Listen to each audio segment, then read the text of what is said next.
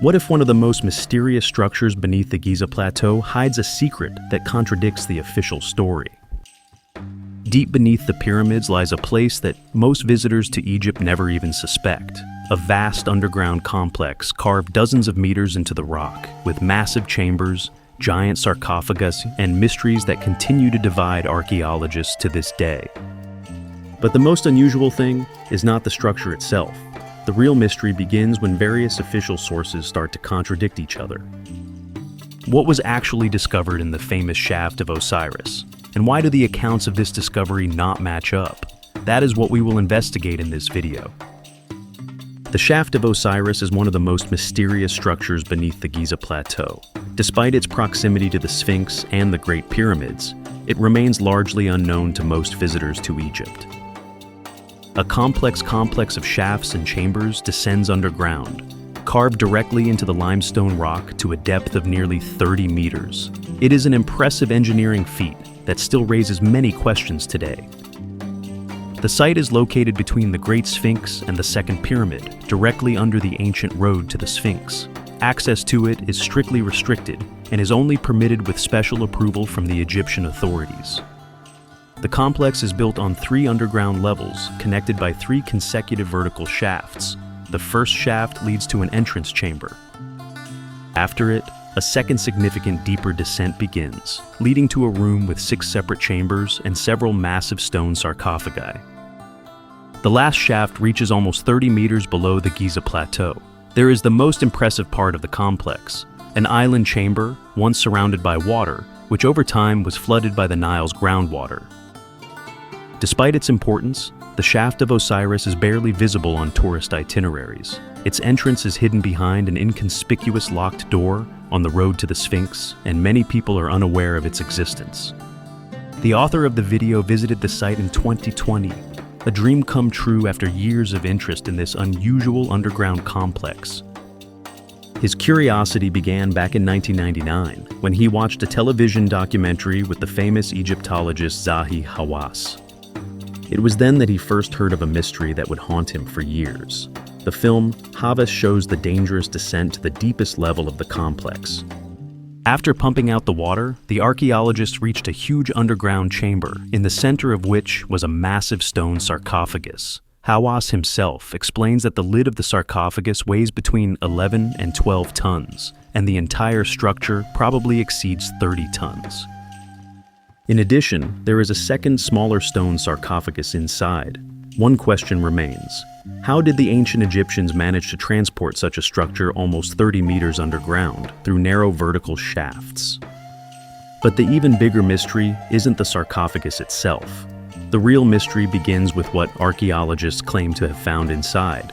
After the documentary aired, the topic gradually disappeared from the public domain. For years, there was almost no official information about what was actually found in the deepest chamber. It was only years later, during a second debate with Zahi Hawass, that the author got the opportunity to ask this question directly. The answer, however, turns out to be completely unexpected.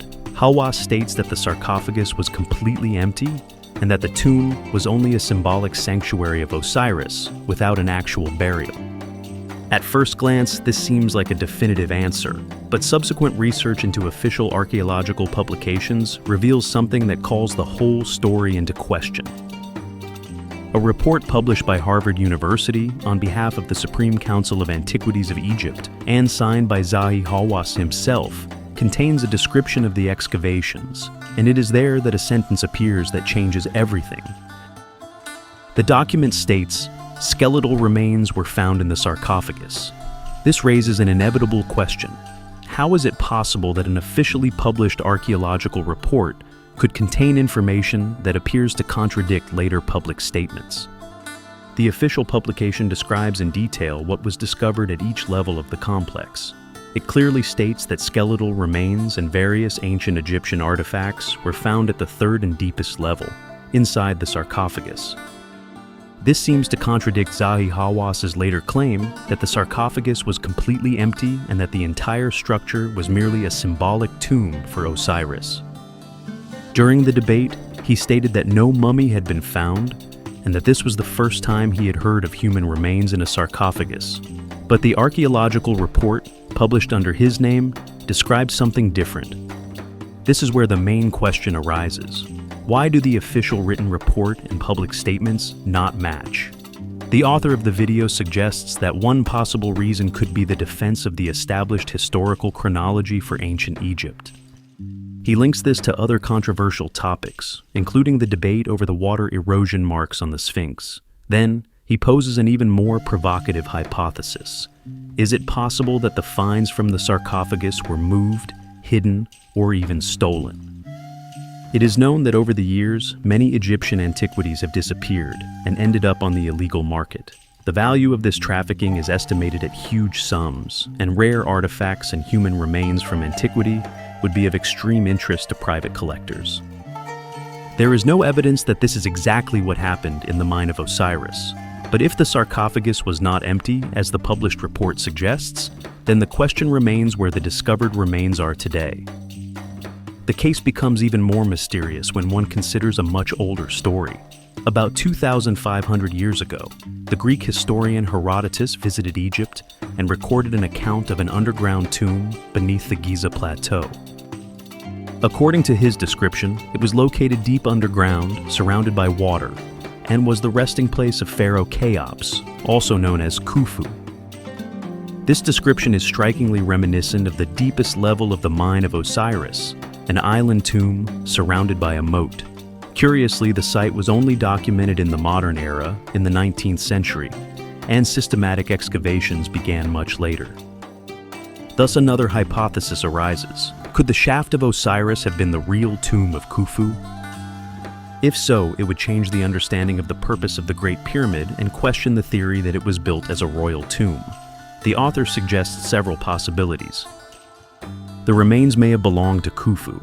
It is possible that they belonged to a person from a much earlier period, or the find may have contained something that does not fit into the established historical chronology. These are only hypotheses. The only certain problem is the contradiction between the published report and the claim that the sarcophagus was empty. Suspicions are also heightened by the delay in research in other parts of the Giza Plateau. In 2016, a huge hidden cavity was discovered in the Great Pyramid, and the results were announced publicly the following year. However, to this day, there is no definitive plan for when and how researchers will penetrate it. This raises new questions. Why has one of the most significant archaeological finds of our time remained inaccessible for so long? Is it possible that there is evidence inside that would definitively clarify whether the pyramid was a tomb? Or do researchers already have information that is not yet public? The answer is no. The author also draws attention to the sarcophagi themselves. The massive, precisely crafted stone structure in the shaft of Osiris looks significantly more impressive than the stone box in the king's chamber of the Great Pyramid. This does not prove that a pharaoh was buried there, but it makes the theory of a symbolic and never-used tomb even harder to accept. Other unknowns remain. Where are the described columns with hieroglyphs? What happened to the discovered artifacts? Where are the skeletal remains mentioned in the official archaeological report? Until these questions are answered clearly and verifiably, the mystery of the mine of Osiris will remain open. Thank you to everyone who stuck with me until the very end of this investigation. How do you think the contradiction between the official archaeological report and the later claim that the sarcophagus was completely empty should be explained? Is it possible that the shaft of Osiris is the real tomb of Khufu, or is there a simpler explanation behind it all? Write your opinion in the comments. If you found the video interesting, support it with a like, subscribe to the channel, and press the bell so you don't miss the next investigations into ancient mysteries and forbidden history. Share the video with people who are also interested in the secrets of the Giza Plateau. Now, click on one of the 2 videos that will appear at the top of the screen. The next mystery may be even more inexplicable.